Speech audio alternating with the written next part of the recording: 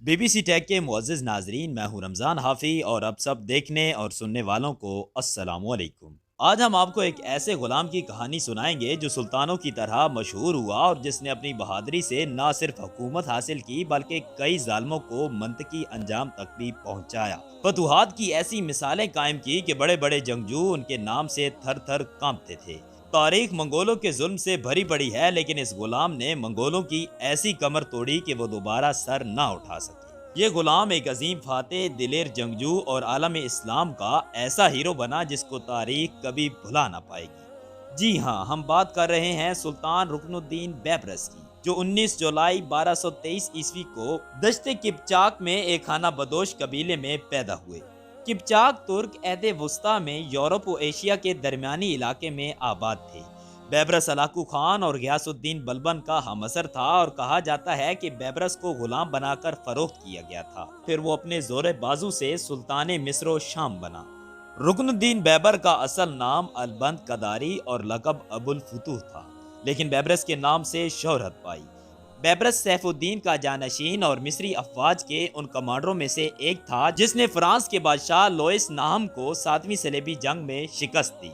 इनके 3 कारनामे तारीख में हमेशा याद रखे जाएंगे। पहला कारनामा यह था कि बैबरस ने सुल्तान सैफुद्दीन के साथ मिलकर मंगोलों को मार्का एन जालूत में इबरतनाक शिकस्त दी। ये मशहूर जंग 25 रमजान उल मुबारक 658 हिजरी को लड़ी गई। इस जंग में मंगोलों का वो हाल किया गया कि उसके बाद वो दोबारा सर उठाने के काबिल न रहे। इस तरह हजाज मुकद्दस और मिस्र मंगोलों के जुल्म से हमेशा के लिए महफूज हो गए। एन जालूत फलस्तीन में वही जगह है जहां तालूत के मुख्तसर लश्कर ने जालूत के लश्कर जर्रार को शिकस्त दी थी। ये सुल्तान रुकनुद्दीन बैबरस का दूसरा शानदार कारनामा नहीं तो और क्या कि उसने तकरीबन पौने 2 सदी तक चली सलेबी जंगों का खात्मा किया और सलेबियों को ऐसी इबरतनाक शिकस्त दी कि फिर वो दोबारा हमला करने के काबिल न रहे। बैबरस का तीसरा कारनामा यह था कि 659 हिजरी में मिस्र में रही सही मगर खिलाफत अब्बासी दोबारा कायम की, जबकि मुगलों ने बगदाद को तहस नहस करके खिलाफत अब्बासी का बिल्कुल खत्म कर दिया था। बगदाद को तबाह करने के बाद जब हलाकू खान की फौजें शाम की तरफ बढ़ीं तो बैबरस और एक ममलूक सरदार सैफुद्दीन ने मिलकर एन जालूत के मकाम पर उनको फैसला कुन शिकस्त दी और मंगोल अफवाज को निकाल बाहर फेंका। बैबरस का यह बहुत बड़ा कारनामा है कि उसने मिस्र और शाम को मंगोलों की तबाहकारियों से बचाया। उसने मिस्री सल्तनत की शुमाली सरहद एशियाई कोचक के वस्ती इलाकों तक पहुंचा दी।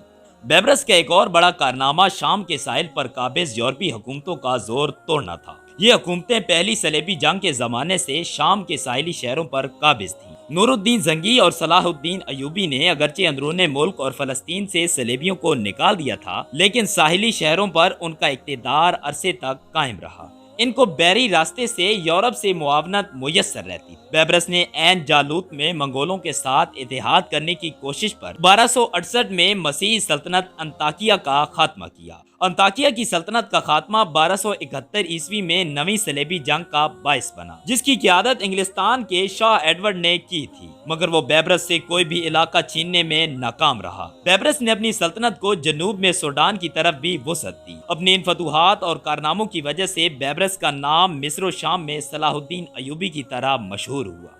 बैबरस के बारे में कहा जाता है कि वो भेस बदलने का शौकीन था। कभी वो गदागर का रूप धारता और कभी मेहमान बनकर दस्तरखान पर अकेला मजे उड़ाता था। बला का हाजिर दिमाग था, फितरी तौर पर जंगजू था। उसकी अस्करी सलाहियतें दश्तो सहरा में परवान चढ़ी। उसे दमिश्क में तकरीबन 500 रुपए में फरोख्त किया गया था। वो बहरी मुमलकों के जत्थों में बतौर तीरंदाज शामिल हुआ और बिलाखिर उनका सरदार बन गया। वो अकेला खाकान आजम की यलगार के सामने हायल हुआ और मंगोलों को तहस नहस कर दिया। उसके जवाबी हमलों ने फ्रांसीसी बहादुरों की कमर तोड़कर रख दी थी। बला का खुशतबा इंसान था। घोड़े पर सवार होकर अकेला निकल जाता तो दूसरे दिन फलस्तीन में नमूदार होता और चौथे दिन सहराए अरब में मिलता। बड़ा हौसलामंद इंसान था। एक एक दिन में मीलों की मुसाफत तय कर लेता। उसके मुशीरों और वजीरों को भी उसके अज़ाइम का इल्म ना होता। हर शख्स को यही ख्याल रहता कि मुमकिन है सुल्तान उसके करीब बैठा उसकी बातें सुन रहा हो। लोग उसके कारनामे सुनकर खुश होते थे, लेकिन उसके तकर्रुब से घबराते थे। बयान किया जाता है कि एक दिन बैबरस ने एक तारतारी सिपाही का भेस बदला और तन तनहा शुमाल की तरफ गायब हो गया। कई दिन सफर करने के बाद वो तारतारियों के इलाके में दाखिल हुआ और जगह जगह घूम फिर कर हालात का जायजा लेने लगा। एक अंग्रेज मुसन्निफ ने उसके बारे में लिखा है कि मुख्तलिफ जबानों में महारत रखने की वजह से वो हर किस्म के लोगों में घुल मिल जाता था, इसलिए उस पर किसी को शुबा ना होता था। एक दिन उसने तारतारी इलाकों के किसी नानबाई की दुकान पर खाना खाया और एक बर्तन में अपनी शाही अंगूठी उतार कर रख दी। फिर अपने इलाके में वापस आ गया और वहां से तारतारी फरमारवा को खत लिखा, मैं तुम्हारी मुमलकत के हालात का मुआयना करने के लिए फलां जगह गया था और नान बाई की दुकान पर अंगूठी भूल आया हूँ। मेहरबानी फरमाकर वो अंगूठी मुझे भिजवा दो क्योंकि वो मुझे बहुत पसंद है। कायरा के बाजार में लोगों ने ये किस्सा सुनकर कहके लगाने शुरू कर दिए।